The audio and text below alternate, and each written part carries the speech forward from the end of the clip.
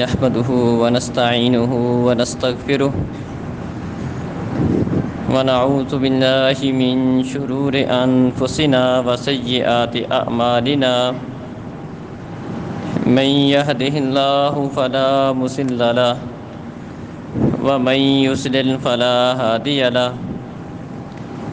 وأشهد أن لا إله إلا الله وحده لا شريك له وأشهد أن محمدًا عبده ورسوله أعوذ بالله من الشيطان الرجيم يا أيها الذين آمنوا اتقوا الله حق تقاته ولا تموتن إلا وأنتم مسلمون يا أيها الناس اتقوا ربكم الذي خلقكم من نفس واحدة وخلق منها زوجها وبث منهما رجالا كثيرا ونساء واتقوا الله الذي تساءلون به والأرحام إن الله كان عليكم رقيبا يا أيها الذين آمنوا اتقوا الله وقولوا قولا سديدا يصلح لكم أعمالكم ويغفر لكم ذنوبكم ومن يطع الله ورسوله فقد فاز فوزا عظيما أما بعد فإن خير الحديث كتاب الله وخير الهدي هدي محمد صلى الله عليه وسلم وشر الأمور محدثاتها وكل محدثة بدعة وكل بدعة ضلالة وكل ضلالة في النار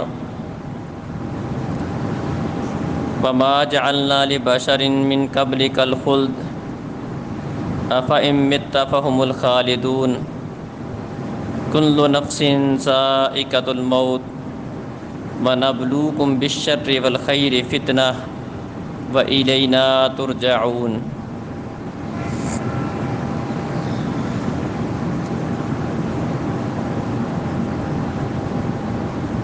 محترم عزیز بھائیوں اور بزرگوں، مؤسس ماں و بہنوں،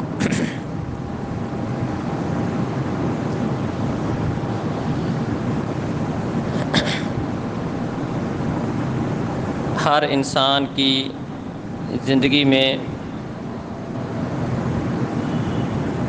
غم بھی آتے ہیں اور خوشیاں بھی آتی ہیں۔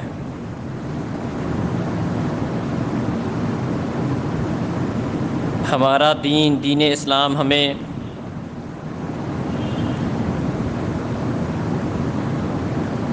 ہر حوالے سے ہماری رہنمائی کرتا ہے۔ وَمَا جَعَلْنَا لِبَشَرٍ مِّن قَبْلِكَ الْخُلْدَ، آپ سے پہلے ہم نے کسی بھی انسان کے لیے ہمیشہ کی زندگی نہیں رکھی تھی۔ آپ سے پہلے بھی جتنے انسان آئے تھے سب اپنا مقررہ وقت پورا کرنے کے بعد اس دنیا سے رخصت ہو گئے۔ تو کیا اگر آپ فوت ہو جائیں تو انہوں نے ہمیشہ رہنا ہے؟ ہر نفس نے موت کا ذائقہ چکھنا ہے، اور ہم تمہیں آزمانے کے لیے اچھے اور برے حالات کے ساتھ دوچار کرتے رہتے ہیں، اور ہماری طرف ہی تم لٹائے جاؤ گے۔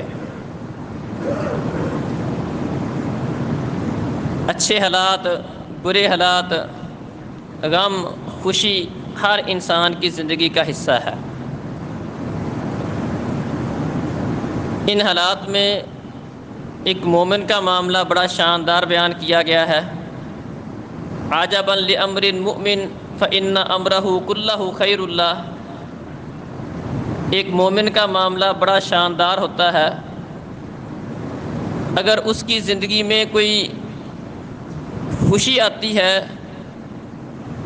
تو خوشی کے موقع پر وہ اللہ رب العزت کا شکر ادا کرتا ہے، اور اگر اس کی زندگی میں کوئی غم اور پریشانی آتی ہے تو اس غم اور پریشانی کے موقع پر وہ صبر سے کام لیتا ہے۔ اور یہ چیز کہ خوشی ملنے کے اوپر بندہ اللہ رب العزت کا شکر ادا کرے، اور اگر کوئی بندے کو غم لاحق ہو تو اس کے اوپر صبر سے کام لے، فرمایا یہ وصف صرف اور صرف ایک مومن کا ہوتا ہے۔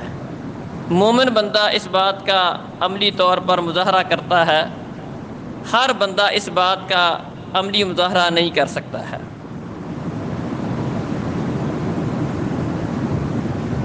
ہمارے ہاں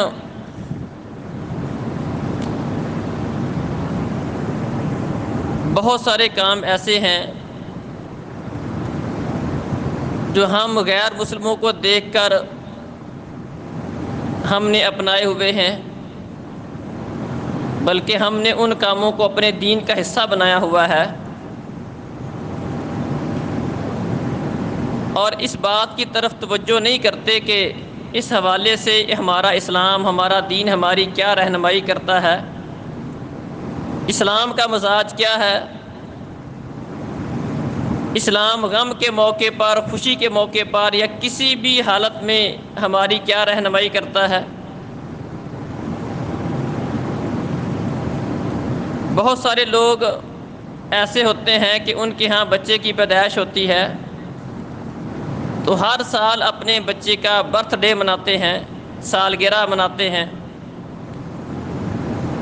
اگر ان کے ہاں کوئی فوت ہو جائے تو فوت ہونے پر اپنے فوت شدہ کی برسی اس کا بھی اہتمام کرتے ہیں، سال کے بعد اس کے لیے کوئی ختم دلانا، اصالِ ثواب کے لیے کوئی مجلس قائم کرنا، لوگوں کا اکٹھ کرنا، اس بات کا اہتمام کرتے ہیں۔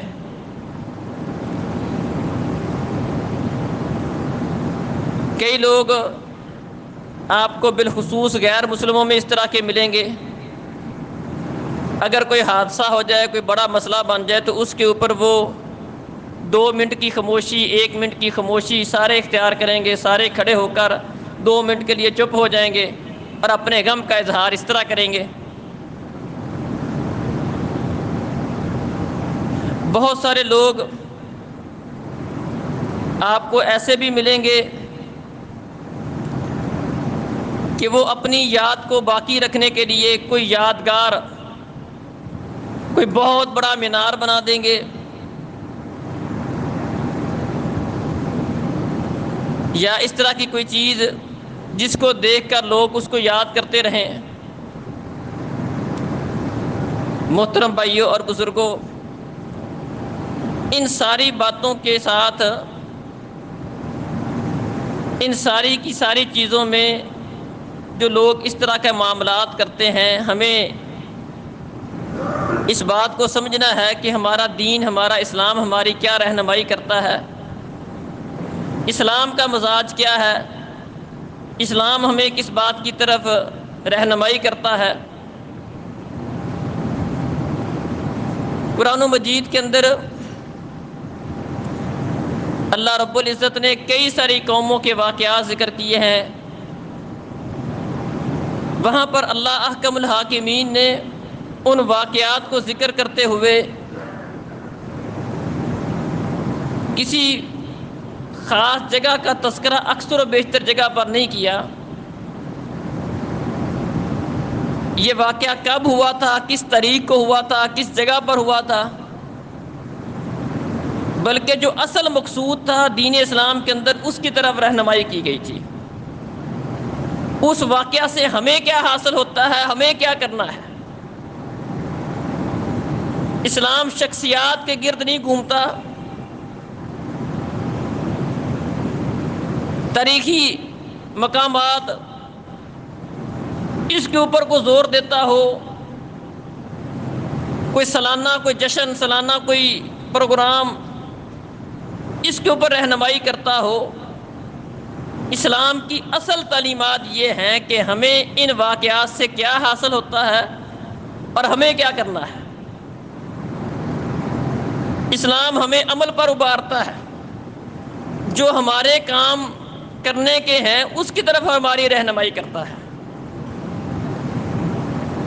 اور مسلمانوں میں سے اکثریت کا حال یہ ہوتا ہے کہ وہ اس طرح کی چیزوں میں اپنا وقت ضائع کر دیتے ہیں اور اسلام کی اصل تعلیمات اس کو نظر انداز کر دیتے ہیں۔ سورہ البقرہ کے اندر اللہ رب العزت نے ایک نبی کا تذکرہ کیا، او کالذی مر علی قریۃ وہی خاویۃ علی عروشها قال انا یحیی ہذہ اللہ بعد موتها۔ ایک نبی کسی بستی کے پاس سے گزرا، دیکھا کہ بستی کافی عرصہ اس کو ہو چکا ہے، تباہ ہو چکی ہے، اس کی چھتیں زمین پر گر چکی ہیں۔ تو ان کے دل میں یہ خیال آیا کہ اللہ رب العزت اس بستی کو دوبارہ کیسے زندہ کرے گا۔ تو اللہ احکم الحاکمین کو مخاطب کر کے کہنے لگے کہ اللہ اس کو کیسے زندہ کرے گا، یہ بستی ویران ہو چکی ہے، تباہ ہو چکی ہے، اس کے رہنے والے پتہ نہیں کب کے ہلاک ہو چکے ہیں، ان کو کیسے زندہ کیا جائے گا۔ تو اللہ احکم الحاکمین نے اسے اس کی ذات کے اندر ایک نمونہ دکھانا چاہا۔ اللہ رب العزت نے اسے خود موت سے ہمکنار کر دیا، 100 سال تک اس کو مارے رکھا۔ اس کے پاس جو سواری تھی، اس کا گدھا تھا، وہ بھی ہلاک ہو گیا، اس کے پاس کچھ کھانا تھا۔ 100 سال گزرنے کے بعد اللہ احکم الحاکمین نے اس کو دوبارہ اٹھایا۔ تو اللہ رب العزت نے اس سے پوچھا کہ آپ کتنی دیر تک رہے ہو اس طرح، آپ کتنی دیر تک فوت رہے ہو، مرے رہے ہو؟ وہ کہنے لگے یہی کوئی دن کا، ایک دن یا دن کا کچھ حصہ۔ اللہ رب العزت نے فرمایا کہ تو 100 سال تک اس حالت میں رہا ہے، گدھے کی ہڈیاں بھی بسیدہ ہو گئیں، کھانا جو ان کے پاس موجود تھا وہ بالکل خراب نہیں ہوا۔ اللہ احکم الحاکمین نے ان کے سامنے اس کے گدھے کو بھی دوبارہ زندہ کیا، اس کی ہڈیوں کو جوڑا، گوشت ان کے اوپر چڑھ گیا، اور اس کی ذات کے اندر یہ نمونہ دکھا دیا کہ اللہ احکم الحاکمین اس بات پہ قادر ہے کہ مرنے کے بعد دوبارہ زندہ کر سکتا ہے۔ بڑا اہم واقعہ ہے، لیکن یہ کس قوم کا ہے، کس سال واقعہ ہوا تھا، کس نبی کے ساتھ ہوا تھا، وہ بستی کون سی ہے، اس کا اللہ رب العزت نے ذکر نہیں کیا۔ جو اصل واقعہ تھا اس کو ذکر کیا۔ اصل واقعہ اپنی قدرت کا نمونہ تھا کہ اللہ احکم الحاکمین اس بات پہ قادر ہے کہ مرو ہوں کو دوبارہ زندہ کر سکتا ہے، چاہے انہیں ہزاروں سال گزر جائیں، اللہ رب العزت کے لیے کوئی مشکل نہیں ہے۔ اس کے کن کہنے کے ساتھ ہر معاملہ ہو جاتا ہے، اور یہ بات ممکن ہے۔ اللہ رب العزت نے یہ بات انہیں سمجھانے کے لیے ان کی ذات کے اندر ایک نمونہ دکھا دیا۔ جو اصل بات تھی وہ بیان کر دی، باقی چھوڑ دی، کیونکہ اصل یہاں سے یہ بات سمجھانا تھی کہ اللہ احکم الحاکمین اس بات پہ قادر ہے، دوبارہ زندہ کر سکتا ہے، اللہ کے لیے کوئی مسئلہ نہیں۔ اصحاب کہف کا واقعہ دیکھیں، بڑا مشہور واقعہ ہے، لیکن اللہ رب العزت نے صرف اس میں وہ والی بات ذکر کی ہے جو ہمارے ساتھ جس کا تعلق تھا۔ اس میں عقیدہ توحید سمجھانا مقصود تھا، ایک اللہ رب العزت کی وحدانیت اس کو بتانا مقصود تھا، اور اللہ کی توحید کی خاطر آنے والی پریشانیاں اور ان کا سامنا کرنا، اور توحید کے اوپر کاربند رہنا، پکے رہنا، یہ باتیں بتانا مقصود تھی۔ اور یہ باتیں بتانا مقصود تھیں کہ اللہ احکم الحاکمین کے علاوہ کسی کے پاس غیب کا علم نہیں ہے۔ وہ اتنا لمبا عرصہ وہاں پر رہنے کے باوجود انہیں اس بات کا پتہ نہیں تھا کہ ہم کتنی دیر یہاں پر فوت رہے ہیں، کتنی دیر نیند کی حالت میں رہے۔ اللہ فرماتے ہیں وَيَقُولُونَ ثَلَاثَةٌ رَابِعُهُمْ كَلْبُهُمْ، کچھ لوگ کہیں گے کہ وہ 3 تھے، چوتھا ان کا کتا تھا، کچھ کہیں گے 5 تھے، چھٹا ان کا کتا تھا، اٹکل پچو لگائیں گے، اور کچھ کہیں گے 7 تھے، 8واں ان کا کتا تھا۔ اے نبی آپ کہہ دیں کہ میرا رب ان کی گنتی کے متعلق بہتر جانتا ہے، لہذا آپ ان سے سرسری بحث تو کریں، مزید اس کے اندر آپ ان سے بحث نہ کریں۔ جو اصل مقصود تھا وہ ہمارے سامنے رکھ دیا گیا۔ باقی ان کی تعداد کتنی تھی، غار کہاں پر واقع ہے، ان ساری باتوں کا اللہ رب العزت نے تذکرہ نہیں کیا۔ بادشاہ کون سا تھا، کس صدی کا واقعہ ہے، غار کہاں پر تھا، اصل تعداد ان کی کتنی ہے، ان ساری باتوں کو ذکر نہیں کیا گیا۔ اصل بات جو تھی اس کو اللہ رب العزت نے ہمارے سامنے رکھ دیا۔ ہمارا المیہ یہ ہے کہ ہم مسلمان بھی جو دین اسلام کی اصل تعلیمات ہے اس کو بھول کے ادھر ادھر کی ساری باتیں ہمیں یاد ہوں گی، ادھر ادھر کے معاملات لوگ کرتے رہیں گے، اپنی طرف سے دین بنا کر محبت کا اظہار کرنے کی کوشش کریں گے، اپنی دینداری کا اظہار کرنے کی کوشش کریں گے، لیکن دین کی اصل روح، اصل تعلیمات، بلکہ بنیادی تعلیمات سے بھی ناآشنا ہوں گے۔ ایک اور جگہ پر اللہ رب العزت نے جہاد کی ترغیب دی، فرمایا الم تر الی الذین خرجوا من دیارہم وہم الوف حذر الموت۔ اے نبی آپ نے ان لوگوں کو نہیں دیکھا، یہ کسی پہلی قوم کا واقعہ ہے، آپ نے ان لوگوں کو نہیں دیکھا جو موت کے ڈر سے اپنے گھروں سے نکلے تھے اور وہ ہزاروں کی تعداد میں تھے۔ فقال لهم اللہ موتوا ثم احیاہم، اللہ احکم الحاکمین نے انہیں کہا مر جاؤ، انہیں مار دیا پھر انہیں دوبارہ زندہ کیا۔ ان اللہ لذو فضل علی الناس ولکن اکثر الناس لا یشکرون وقاتلوا فی سبیل اللہ۔ اس کے بعد اللہ احکم الحاکمین نے لوگوں کو اس بات کا حکم دیا کہ اللہ کی خاطر اللہ کے راستے میں جہاد کرو۔ پہلے اللہ احکم الحاکمین نے کچھ لوگوں کا تذکرہ کیا کہ موت صرف اور صرف میدان جہاد میں نہیں آتی، اللہ مارنا چاہے تو اپنے گھروں میں کے اندر بھی لوگوں کو مار سکتا ہے، موت سے کوئی فرار نہیں ہے۔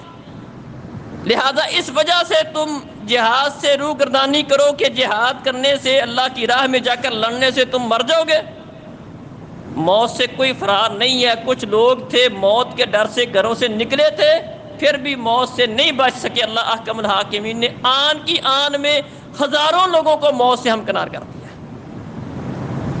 بات کیا سمجھائی، وہ لوگ کون تھے، کس قوم کے ساتھ ان کا تعلق تھا، کس نبی کے امتی تھے، کس سال کا واقعہ ہے، کس بستی کے رہنے والے تھے، ان ساری باتوں کو اللہ رب العزت نے تذکرہ ان کا نہیں کیا۔ اصل بات جو تھی وہ ہمارے جو متعلقہ تھی اس کے اوپر زور دیا، ہمیں کیا کرنا ہے، جو کرنے کا کام تھا وہ بتایا ہے۔ اللہ اکبر۔ عمر فاروق رضی اللہ عنہ حجر اسود کا بوسہ لینے لگے، کہنے لگے انی اعلم انک حجر لا تنفع ولا تضر، میں جانتا ہوں آپ ایک پتھر ہو، نفع نقصان آپ کے اختیار میں نہیں ہے، نفع دینا نقصان کرنا وہ اللہ احکم الحاکمین کے اختیار میں ہے۔ وَلَوْلَا أَنِّي رَأَيْتُ رَسُولَ اللَّهِ صلی اللہ علیہ وسلم يُقَبِّلُكَ مَا قَبَّلْتُكَ، اگر میں نے پیارے نبی صلی اللہ علیہ وسلم کو تجھے بوسہ دیتے ہوئے نہ دیکھا ہوتا تو کبھی میں تجھے بوسہ نہ دیتا۔ بات یہی سمجھائی کہ ہمارے کرنے کے کام کیا ہیں، ہم نے کیوں کرنا ہے، کیسے کرنا ہے، ہمارے نبی نے کیا اس لیے کر رہے ہیں۔ جو اصل مقصد تھا، اصل بات تھی، اس کی طرف توجہ دلائی۔ اللہ اکبر۔ بیعت رضوان کا معاملہ ہمارے سامنے ہے، بہت بڑی بیعت تھی، بہت بڑا واقعہ۔ 1400 صحابہ اس بات پر جمع ہیں کہ جہاد کریں گے، ماریں گے اور مر جائیں گے، واپس نہیں جائیں گے، اپنی جان قربان کر دیں گے۔ موت کے اوپر انہوں نے بیعت کی تھی پیارے نبی صلی اللہ علیہ وسلم کے ہاتھ پر ہاتھ رکھ کر، اور اللہ احکم الحاکمین نے ان کی اس بات کا تذکرہ قرآن میں اس طرح کیا، لَقَدْ رَضِيَ اللَّهُ عَنِ الْمُؤْمِنِينَ إِذْ يُبَايِعُونَكَ تَحْتَ الشَّجَرَةِ، جب یہ لوگ درخت کے نیچے آپ کے ہاتھ پر بیعت کر رہے تھے تو اللہ ان سے راضی ہو گیا۔ اتنا شاندار انہوں نے کام کیا کہ اللہ ان سے خوش ہو گیا۔ اب صحابہ کہتے ہیں اگلے سال جب ہم اس جگہ سے گزرے، یہ 6 ہجری کا واقعہ ہے، 6 ہجری کو بیعت رضوان ہوئی تھی، 7 کو پھر مسلمان دوبارہ عمرہ کرنے کے لیے گئے تھے اس صلح کے تحت۔ کہنے لگے جب 7 ہجری کو دوبارہ ہم اس علاقے سے گزرے تو ہم میں سے کوئی بندہ بھی یہ نہیں جانتا تھا وہ درخت کون سا ہے۔ اللہ اکبر، انہیں ان چیزوں سے غرض ہی نہیں تھی کہ وہ درخت کون سا ہے، کوئی خاص درخت ہے اس کے نیچے جا کر بیٹھنا ہے، اس سے برکت حاصل کرنی ہے، بلکہ ان کی اصل نظر یہ تھی کہ ہمارے کرنے کے کام کیا ہے، ہم نے کیا کرنا ہے، ہماری ذمہ داری کیا، ہمیں اس سے سبق کیا ملتا ہے۔ بلکہ عمر فاروق رضی اللہ عنہ کے بارے میں آتا ہے کہ انہیں پتہ چلا کہ کچھ لوگ، اگرچہ صحابہ کہتے ہیں ہمیں اگلے سال ہی پتہ نہیں تھا کہ وہ درخت کون سا تھا، لیکن کچھ لوگوں نے کسی درخت کو یہ سمجھتے ہوئے کہ یہ وہ درخت ہے اس کے پاس جا کر بیٹھنا شروع کر دیا۔ عمر فاروق رضی اللہ عنہ نے اس بات کے پیش نظر کہ کل کلاں کوئی بندہ اس کو اسی سے برکت کا حصول اس چیز کے لیے یہاں پر آ کر بیٹھنا شروع کر دے اور یہ برکت درخت ہی کوئی لوگوں کی توجہ کا مرکز نہ بن جائے اور اصل بات نہ لوگ بھول جائیں، انہوں نے وہ درخت کٹوا دیا۔ اللہ اکبر۔ تو صحابہ کی توجہ، ان کا اصل مرکز کیا تھا؟ توجہ کا اصل مرکز یہ تھا کہ ہمارے ذمہ کام کیا ہے، ہم نے کرنا کیا ہے۔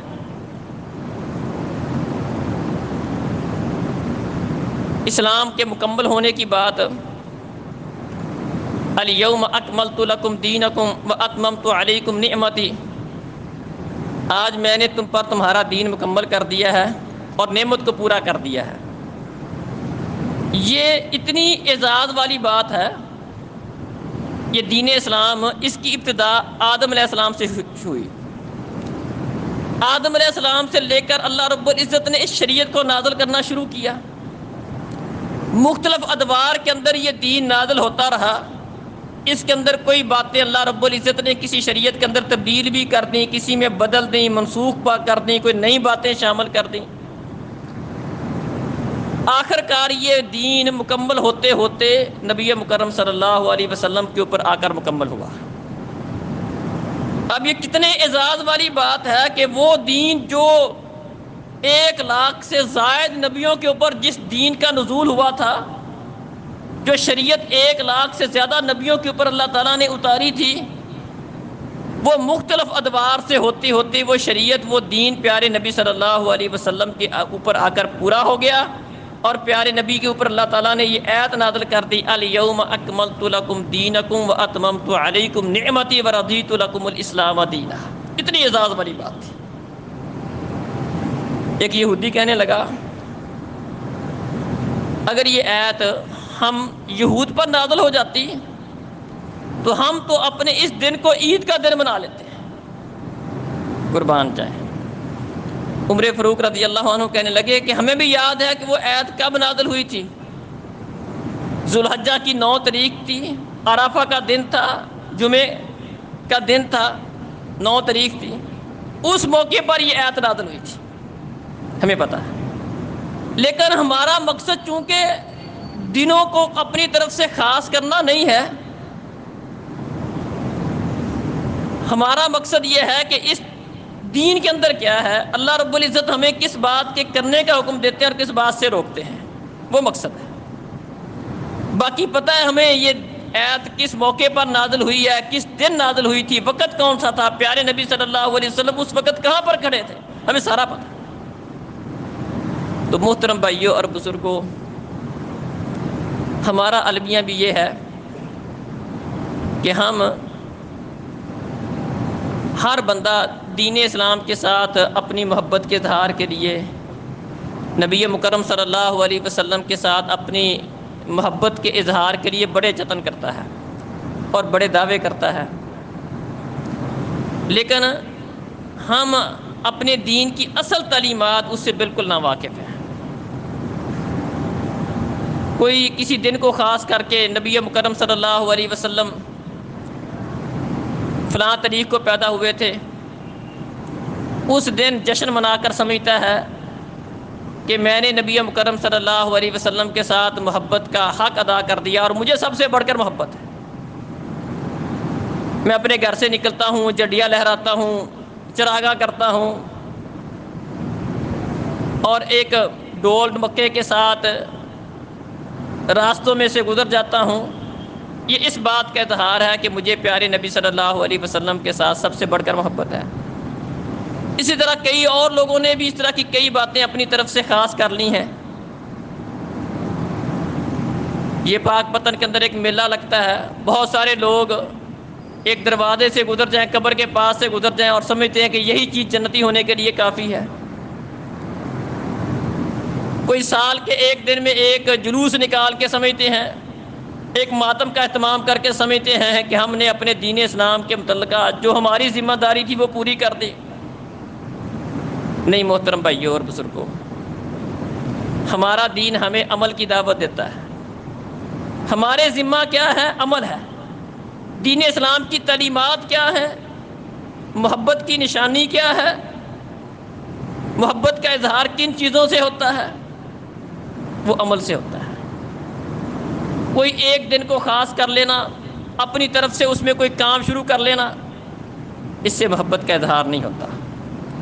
بلکہ دور نہ جائیں، پیارے نبی صلی اللہ علیہ وسلم کے متعلق سنیں۔ ابو بکر صدیق رضی اللہ عنہ جس دن نبی مکرم صلی اللہ علیہ وسلم اس دنیا سے رخصت ہوئے، وہ آتے ہیں، آپ سیدھے اماں عائشہ رضی اللہ عنہا کے حجرے میں آتے ہیں۔ نبی مکرم صلی اللہ علیہ وسلم کے اوپر ایک چادر ہے جس کے ساتھ آپ کو ڈھانپ دیا گیا تھا۔ چادر ہٹائی، نبی مکرم صلی اللہ علیہ وسلم کو بوسہ دیا اور فرمانے لگے کہ بِأَبِي أَنْتَ وَأُمِّي لَا يَجْمَعُ اللَّهُ عَلَيْكَ مَوْتَتَيْنِ، میرے ماں باپ آپ پر قربان، اللہ احکم الحاکمین آپ پر دو موتیں جمع نہیں کرے گا۔ ایک موت تو آپ پر آنی تھی، ہر بندے پر آنی ہے۔ اللہ رب العزت کا اعلان ہے کہ اللہ تعالیٰ نے صرف اور صرف ہمیشہ کی جو ذات ہمیشہ سے ہے اور ہمیشہ رہے گی وہ اللہ کی ذات ہے۔ بعض لوگ نبیوں کے لیے، ولیوں کے لیے موت کا لفظ مناسب نہیں سمجھتے۔ موت صرف اور صرف اللہ احکم الحاکمین کی ذات ہے جس کو موت نہیں آنی، اور یہ اللہ کی توحید کے لیے ضروری تھا۔ اللہ کی توحید کے لیے ضروری تھا کہ اللہ احکم الحاکمین وہ رب ہے، وہ خالق ہے، وہ مالک ہے، موت اس کو نہیں آنی، باقی ساری مخلوق ہے۔ کل نفس ذائقۃ الموت، جس کو اللہ نے پیدا کیا ہے اس کو اس کا مزہ چکھنا ہے۔ اور ویسے بھی یہ کوئی بات سمجھتے ہیں کہ یہ موت کا لفظ انبیاء کے لیے شاید ان کی توہین ہے۔ نہیں محترم بھائیو، انبیاء کے لیے بھی موت ایک اعزاز والی بات ہے۔ موت ہر اچھے انسان کے لیے ایک اچھی چیز ہے۔ جس بندے کو اللہ رب العزت لمبی زندگی دے، من طال عمرہ وحسن عملہ، جو بندہ اچھے اعمال کر کے اس دنیا سے چلا جاتا ہے، جس کا انجام اچھا ہونے والا ہے، اس کے لیے موت ایک رحمت ہے۔ ظاہری بات ہے کہ بندہ اس دنیا سے جائے گا تو اخروی نعمتیں ان کا حصول موت کے بعد ممکن ہے۔ دنیا کے اندر جو اللہ رب العزت نے آخرت میں بندے کے لیے نعمتیں تیار کر رکھی ہیں، اس کے لیے مقام مرتبہ تیار کر رکھا ہے، وہ دنیا میں تو نہیں مل سکتا، وہ تو موت کے بعد ہی ممکن ہے۔ وہ اعلیٰ درجات، وہ اللہ رب العزت سے ملاقات، وہ جنت کا حصول، یہ ساری کی ساری باتیں بندے کے لیے مرنے کے بعد ہی ممکن ہے۔ تو لہذا اس بات کو ایک سمجھنا کہ یہ تو ایک کوئی توہین والی بات ہے، ایسا نہیں ہے۔ یہ اللہ رب العزت کی توحید ہے کہ اللہ احکم الحاکمین کے لیے یہ بات ممکن نہیں ہے، باقی سب کے لیے۔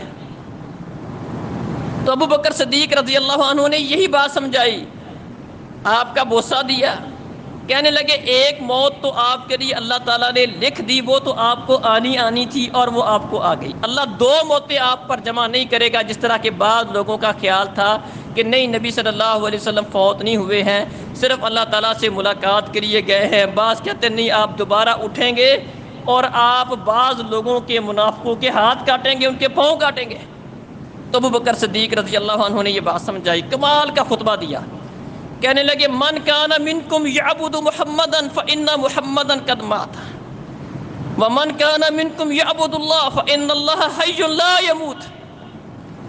کہنے لگے جو تو تم میں سے محمد صلی اللہ علیہ وسلم کی عبادت کرتا تھا تو وہ یہ جان لے کہ محمد صلی اللہ علیہ وسلم فوت ہو چکے ہیں، اس کا معبود، اس کا رب فوت ہو گیا۔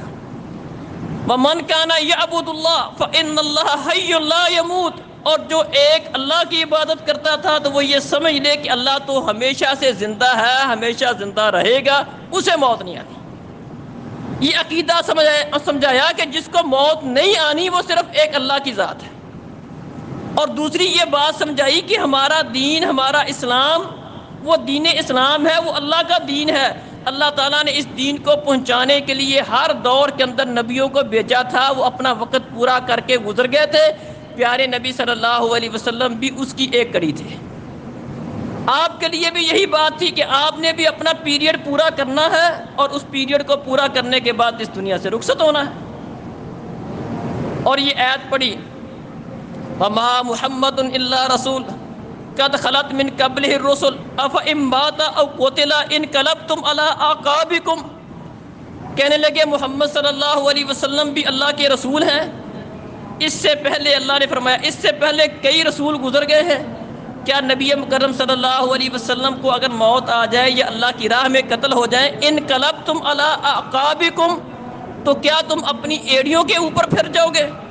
وَمَن يَنقلب علی عَقِبَیہ فَلَن یضر اللہ شیئا، جو اپنی ایڑیوں کے اوپر پھر جائے گا وہ اللہ کا کوئی نقصان نہیں کرے گا، اللہ کو اس سے کوئی فرق نہیں پڑتا۔ یہ عقیدہ سمجھایا کہ ایک مسلمان کا دین وہ اس کے رب کا دین ہے۔ نبی مکرم صلی اللہ علیہ وسلم کی وفات اگرچہ بہت بڑا ایک دھچکا ہے، بہت بڑی پریشانی والی بات ہے، لیکن اللہ کا دین تو ہمیشہ کے لیے باقی رہنے والا ہے۔ یہ بات سمجھائی، عمل کی دعوت دی، اور یہی بات صحابہ کرام بعد میں لے کر کھڑے رہے۔ نبی مکرم صلی اللہ علیہ وسلم کے بعد بھی انہوں نے اسی بات کو لیا۔ تو محترم بھائیو، ہمارا دین، ہمارا اسلام ہمیں اصل جس بات کی طرف دعوت دیتا ہے وہ عمل کی دعوت ہے۔ نبی مکرم صلی اللہ علیہ وسلم کی تعلیمات کیا ہے؟ آپ کے ساتھ محبت کا اظہار کرنے کے لیے آپ کی طرح کا بننا ہوگا، آپ کی شکل و صورت، آپ کا لباس، آپ کا کاروبار کا طریقہ، آپ کی عبادات کا طریقہ، وہ والا اختیار کرنا ہوگا۔ اس کے لیے عمل کی ضرورت ہے۔ اللہ تعالیٰ قرآن میں فرماتے ہیں قُلْ إِن كُنتُمْ تُحِبُّونَ اللَّهَ فَاتَّبِعُونِي يُحْبِبْكُمُ اللَّهُ۔ اے نبی ان سے کہہ دو کہ اگر تم اللہ تعالیٰ سے محبت کا دعویٰ کرتے ہو تو اپنے اس دعوے کا عملی ثبوت پیارے نبی کی اتباع کے ساتھ دینا ہوگا۔ محبت کا ثبوت پیارے نبی صلی اللہ علیہ وسلم کی، اللہ کے ساتھ محبت کا ثبوت بھی پیارے نبی کی اتباع کے ساتھ۔ اتباع، آپ کا طریقہ کیا ہے؟ آپ نے ہمیں کس بات کی تعلیم دی ہے، کس بات سے منع کیا ہے؟ دین کی چھوٹی چھوٹی باتیں، اس کو سیکھنے کی ضرورت ہے، اس پر عمل کی ضرورت ہے، اصل چیز یہ ہے۔ اور یہی بات اللہ تعالیٰ نے قرآن میں قسم اٹھا کر فرمائی ہے وَالْعَصْرِ إِنَّ الْإِنسَانَ لَفِي خُسْرٍ۔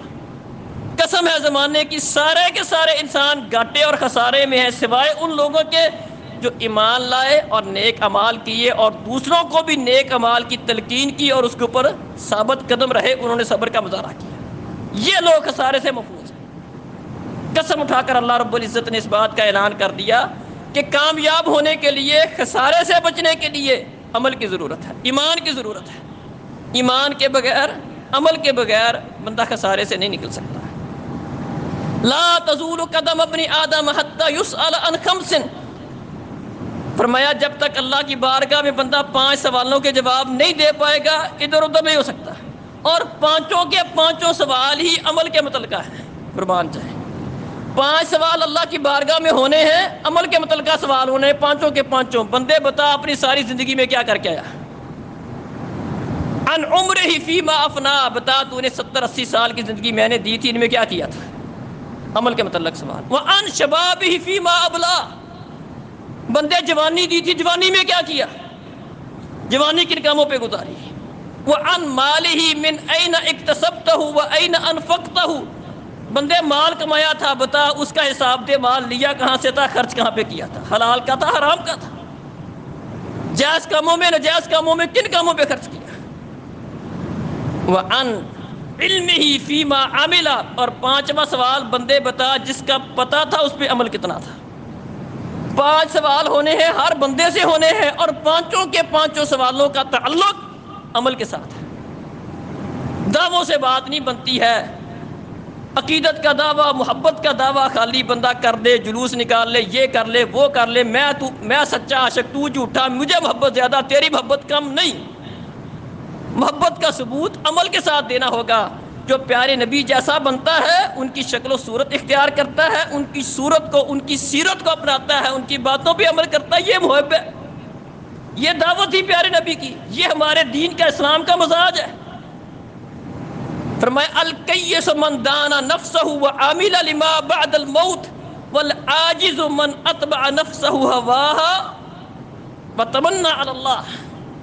فرمایا سیانہ، سمجھدار، کامیاب شخص وہ ہے الکیس من دانا نفسہ، جو اپنے گریبان میں جھانک کر دیکھتا میں کہاں کھڑا ہوں، میرے پلے کیا ہے، عمل کتنا ہے، دین کی باتوں پر چلتا کتنا ہوں۔ الکیس، یہ بندہ سیانہ سمجھدار ہے۔ وعمل لما بعد الموت، خالی اپنے گریبان میں نہیں جھانکتا، فرمایا موت کے بعد آنے والی زندگی کے لیے عمل کرتا ہے۔ یہ سیانہ سمجھدار بندہ ہے جو اپنے آپ کا محاسبہ کرتا ہے، گریبان میں جھانک کے دیکھتا رہتا ہے اور موت کے بعد آنے والی زندگی کی تیاری کرتا ہے۔ والعاجز، اور نکما نکھٹو بندہ وہ ہے جو دعوے کرنے پہ لگا ہے، بس مجھے محبت زیادہ، میرا تعلق زیادہ، میرا فلاں کے ساتھ تعلق، میں اس طرح اور میں اس طرح۔ فرمایا والعاجز من اتبع نفسہ ہواہا، عاجز، نکما، نکھٹو ہے وہ بندہ جو مرضیاں اپنی کرتا ہے اور امیدیں اللہ پہ لگا کے بیٹھا ہوا ہے۔ من مرضیاں اپنی، جو دل میں آتا ہے وہ کرتا ہے۔ اللہ بڑا مہربان ہے، اللہ بڑا غفور و رحیم ہے، میں نبی کا امتی، میرا فلاں کے ساتھ تعلق، امیدیں اس باتوں پر لگا کے بیٹھا ہوا ہے۔ تو محترم بھائیوں اور بزرگوں، اسلام کا مزاج سمجھیں کہ اسلام ہمیں کس بات کی طرف دعوت دیتا ہے۔ پیارے نبی صلی اللہ علیہ وسلم کی زندگی میں بڑے معاملات ہوئے، غم بھی آئے، خوشیاں بھی آئیں۔ مکہ فتح ہوا، بڑی خوشی والی بات تھی۔ جس مکہ سے رات کے اندھیرے میں نکلے تھے، دن کے اجالے میں داخل ہوئے ہیں، مکہ والے آپ کے رحم و کرم پر تھے، لیکن پیارے نبی صلی اللہ علیہ وسلم نے، آپ کے صحابہ نے ہر سال مکہ کی فتح کا جشن منایا ہو، آپ کو ایک ادنا دلیل نہیں ملے گی۔ بدر کا مارکا بہت بڑا مارکا تھا، کفر کی کمر ٹوٹ گئی، بڑے بڑے سورما کفر کے بدر کے کنویں کے اندر اوندے منہ پڑے تھے۔ اللہ اکبر۔ اور لیکن اس کو ہر سال کے لیے کوئی بہت بڑے جشن کے طور پر منایا گیا ہو، ایسا نہیں ملے گا۔ پریشانیاں بھی آئیں، آپ کا چاچا حمزہ شہید ہوا، 70 بہترین آپ کے قاری شہید ہو گئے، علماء شہید ہو گئے، ایک ہی وقت میں دھوکے کے ساتھ لے جا کر شہید کر دیا گیا۔ احد کے اندر 70 صحابہ شہید ہو گئے، لیکن اس کو غم کے طور پر، ماتم کے طور پر، افسوس کے طور پر ہر سال اس کا کوئی اہتمام کیا گیا، ایسا نہیں ہے۔ ہمارا دین ہماری تربیت ہی نہیں کرتا۔ ہمارا دین ہمیں بتاتا ہے ہمارے کرنے کے کیا کام ہے۔ یہ اس طرح کے سالانہ تہوار اور اس طرح کی باتیں، اس کی بجائے ہمیں غور کرنے کی یہ ضرورت ہے کہ دین اسلام کی تعلیمات کیا ہے، ہمیں کیا کرنا ہے۔ بہت سارے لوگ یہ سارا دن ڈھول پیٹ کے 5 وقت کی نماز کی بھی انہیں فکر نہیں ہوگی۔ شیطان نے یہ بات ان کے دماغ میں ڈال دی ہے کہ تم اس طرح کر کے پیارے نبی کے ساتھ محبت کا ثبوت دے دو گے، تم سچے عاشق بن جاؤ گے اور تم کامیاب ہو جاؤ گے۔ شیطان اس طرح بندوں کو بہلاتا ہے اور ان کا ذہن خراب کرتا ہے۔ پیارے نبی صلی اللہ علیہ وسلم کی قطعاً یہ تعلیمات نہیں تھی۔ پیارے نبی صلی اللہ علیہ وسلم کی سیرت کو پڑھنا ہوگا، آپ کی تعلیمات کو پڑھنا ہوگا اور اس کے مطابق اپنی زندگیوں کو ڈالنا ہوگا۔ یہ اسلام کا مزاج ہے۔ اللہ سمجھنے اور عمل کی توفیق دے۔ ان الحمد للہ نحمده ونستعینه ونستغفره ونعوذ باللہ من شرور انفسنا وسیئات اعمالنا، من يهده الله فلا مضل له ومن يضلل فلا هادي له، واشهد ان لا اله الا الله وحده لا شريك له، واشهد ان محمدا عبده ورسوله۔ اما بعد فان خير الحديث كتاب الله وخير الهدي هدي محمد صلى الله عليه وسلم، وشر الامور محدثاتها وكل محدثة بدعة وكل بدعة ضلالة وكل ضلالة في النار۔ اقول قولي هذا استغفر